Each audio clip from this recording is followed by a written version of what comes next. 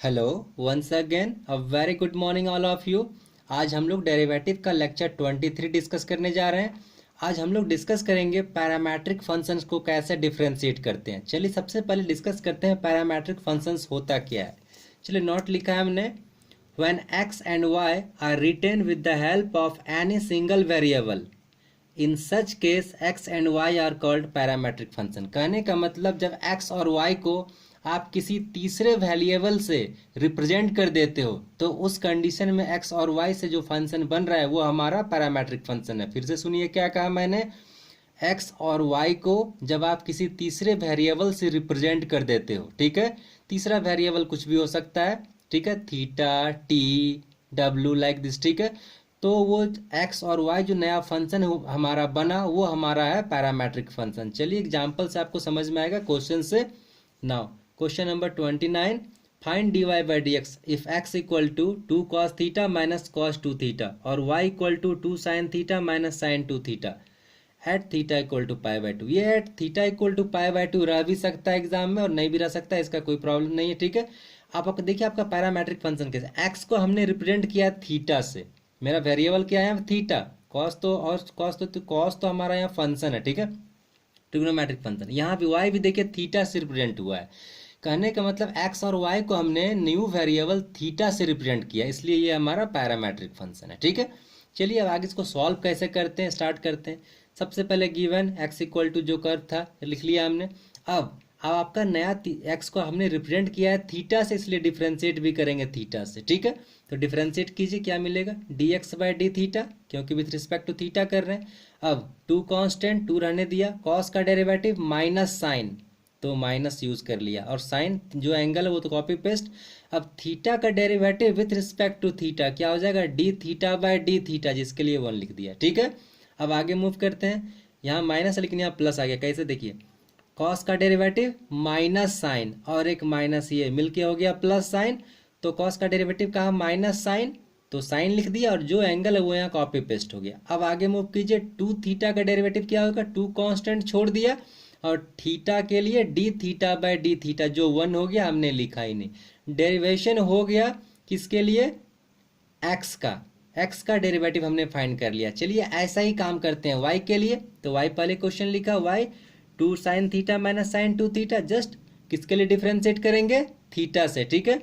तो on differentiating with respect to theta, तो y के लिए d y by d theta, two constant छोड़ दिया, साइन का डेरिवेटिव कॉस, एंगल जो है वो कॉपी पेस्ट। अब थीटा का derivative with respect to theta, d theta by d theta जो 1 होगा, 1 हमने लिखा ही नहीं, ठीक है। माइनस साइन माइनस, फिर साइन का डेरिवेटिव कॉस, जो एंगल है वो कॉपी पेस्ट, ठीक है, इनटू टू थीटा का डेरिवेटिव, टू कांस्टेंट लिख दिया, और थीटा का फिर से D theta by d theta जो यहाँ 1 होता हमने 1 नहीं लिखा, ठीक है। तो मतलब डिफ्रेंसिएशन हमने कर लिया दोनों का। अब आपका मकसद है फाइंड करना d y by d x, ठीक है। तो अब आप एक बात बताइए, d y by d x equal to क्या, इतना आप लिख सकते हो, सिर्फ इतना बताओ। अभी प्रोसेस पे नहीं जाना है कि क्यों लिखे, क्यों को अभी छोड़ो, ठीक है। D y by d x को आप इतना लिख सकते हो नहीं, सो बताओ, d y by d theta into d theta by d x, देखो थीटा डी थीटा कैंसिल हो रहा है, मतलब लिख सकते हैं, ठीक है। अब अच्छा ऐसे हम लोग क्यों लिखना चाह रहे हैं, क्योंकि देखिए d y by d theta का वैल्यू गिवन है ऊपर में, और d theta by d x पलटने के बाद यहाँ ये भी वैल्यू पता है, मतलब ये दोनों को मिला के हम लोग d y by d x find कर सकते हैं, ठीक है। एक तो ये तरीका था, और लिखा d y by d theta में आप भाग दे दीजिए d x by d theta से, यहाँ पे देखिए डी थीटा कैंसिल हो गया d y by d x, ठीक है। दोनों एक ही चीज, आपको जो अच्छा समझ में आता है वो आप यूज कीजिए। कोई आप जो हम लोग सॉल्व करेंगे, सबसे पहले d x by d theta निकालेंगे, d y by d theta निकालेंगे, उसके बाद डायरेक्ट लिखेंगे now d y by d x equal to, या तो ये लिखिए या तो कोई एक ये लिखिए आप, ठीक है। उसके बाद आगे मूव करते हैं, दोनों में ये स्टेप सेम ही होगा। सपोज आपने ये लिखा d y by d theta, तो देखिए यही था ना वैल्यू, यहाँ लिख दिया, नीचे D x by d theta, देखिए ये वैल्यू था ना, यहाँ लिख दिया, ठीक है। अब आगे मूव करते हैं, क्वेश्चन है according to question d y by d x at theta equal to pi by 2, आपको कहा गया क्वेश्चन में थीटा का वैल्यू पाई बाई 2 लेके सॉल्व करो। तो यदि कुछ थीटा का वैल्यू दिया है तो और आसान हो जाता है। तो चलिए थीटा का वैल्यू जैसे ही पाई बाई 2 यहाँ पुट करोगे तो cos pi by to zero होता है तो हमने लिख लिया 2 × 0, ठीक है। अगला -2 cos 2 थीटा का वैल्यू देखिए पुट कर दिया मैंने पाई बाई टू, ठीक है। अब आगे फिर नीचे -2 साइन पाई बाई टू का वैल्यू 1 होता है इसलिए 1 लिख दिया डायरेक्ट और -2 ये। फिर आगे प्लस साइन 2 sin 2 और थीटा का वैल्यू पाई बाई टू। अब अगला स्टेप ये तो 2 × 0 0 हो गया, ठीक।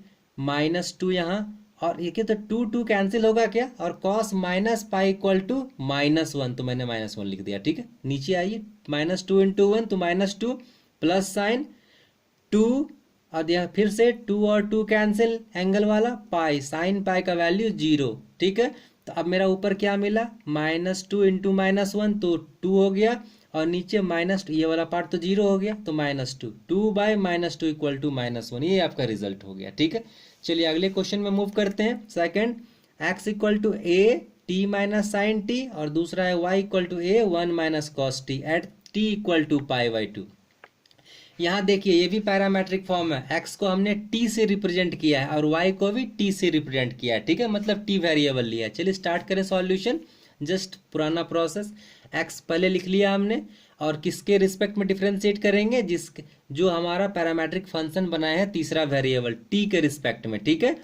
तो dx/dt a कांस्टेंट बाहर छोड़ दिए, t का डेरिवेटिव dt/dt जो 1 हो जाएगा, अगले स्टेप में लिखा है। साइन का डेरिवेटिव cos एंगल जो है वो कॉपी पेस्ट और t का फिर dt/dt जो 1 लिख दिए हैं यहाँ, ठीक है। अगला स्टेप a अपने जगह पे dt/dt 1 हो गया और ये cos t यहाँ, मतलब पहला काम कर लिया हमने। फिर दूसरा था एंड y था तो y लिख दिया हमने।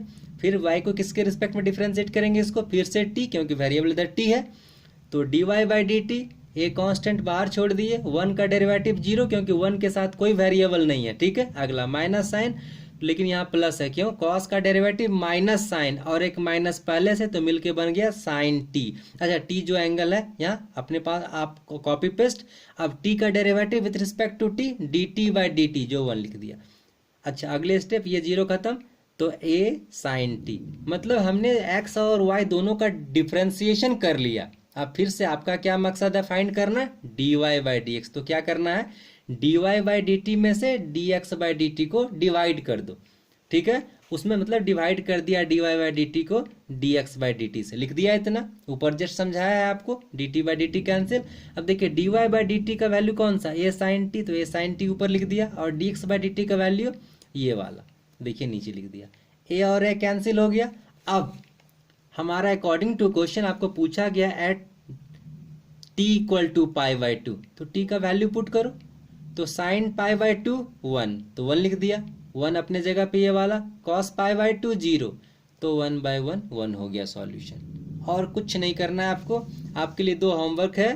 Find dy/dx x equal to 3 sine t minus sine 3t, दूसरा y equal to 3 cos t minus cos 3t at t equal to पाई/3, ठीक है। और इसका आंसर है -1/√3।